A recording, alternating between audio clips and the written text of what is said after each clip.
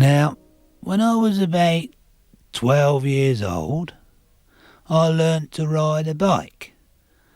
I didn't have my own one, but there was an old feller in Bradwell who used to keep dozens of them, and used to rent them out for maybe a penny or twopence an hour. Well, I learnt to ride, and on my 13th birthday, my old dad bought me a brand new bike.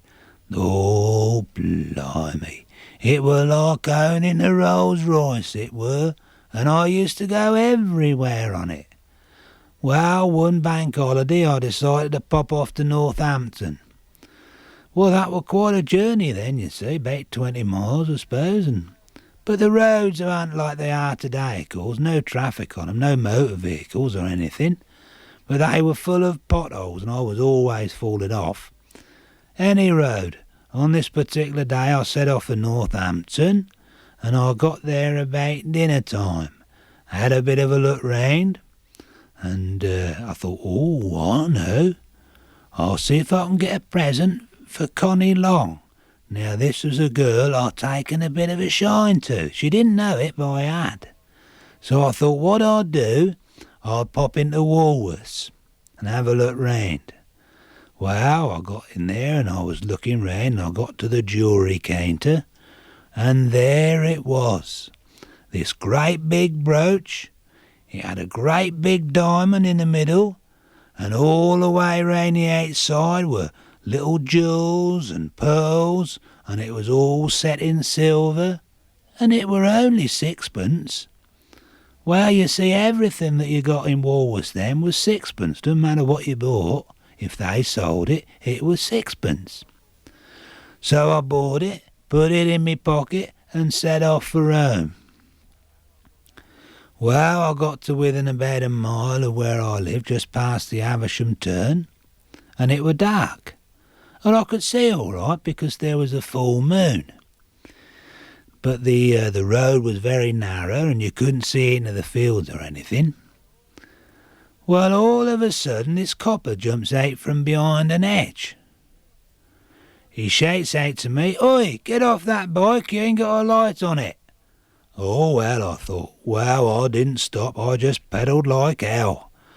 And I rode up the hill and he's blowing his whistle. Blow me, I got to the top of the hill, another copper jumps out, pushes me off me bike.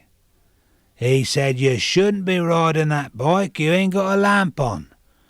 I said, "Me lamp's all right." He said, "No, it ain't, it's out." "Oh," I said, "well, it must have just blowed out as I rode up the hill." "Oh, yeah," he said, "well, you see, in them days you didn't have batteries, all the lamps were lit by oil." "Oh, yeah," he said, "let's have a look then." And he reached over and touched the top of me lamp. He said, "That's as cold as ice, it's never been lit. Come on, let's have your name and address." Oh, blimey, I thought, whose name can I give him? Well, I was trying to think of one of my mates' names, but I couldn't think of anything. He said, "Come on, you better give me your name now, otherwise I'm coming home with you." Well, I knew if he went home with me, my dad'd give me hell. So I gave him my name and address, and a couple of weeks later I got a summons to appear at Stony Stratford Magistrates' Court. Well, when I got there, on the bench in those days, there sat the Duke of Grafton. Because you never got any common folk on the bench then. No common people were magistrates. They were all gentry. And this was the Duke of Grafton.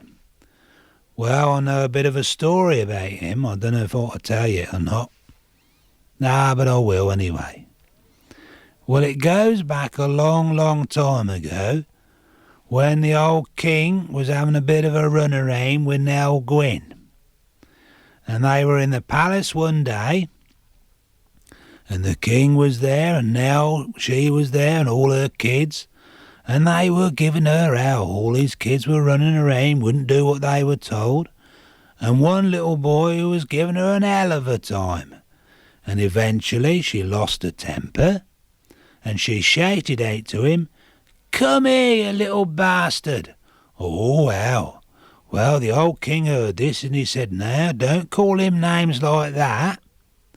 We'll call him the Duke of Grafton.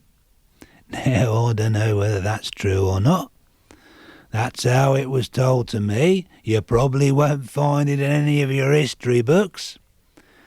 Any road, the old present Duke of Grafton was sitting there, and he leans across and he said, riding a bike with 8 lights, fine 10 shillings.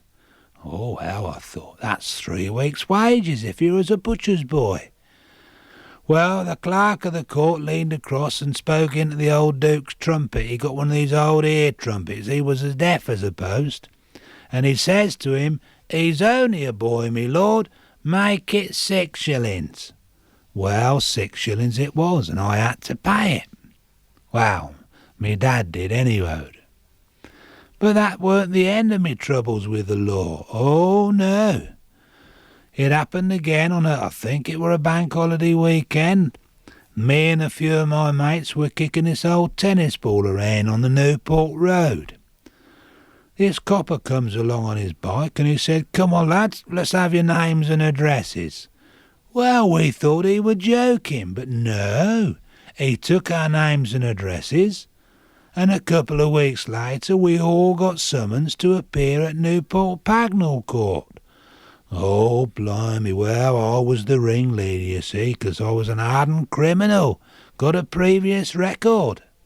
And there I was in the dock, and the judge leaned over and he said, playing football to the detriment of the traffic on a public highway.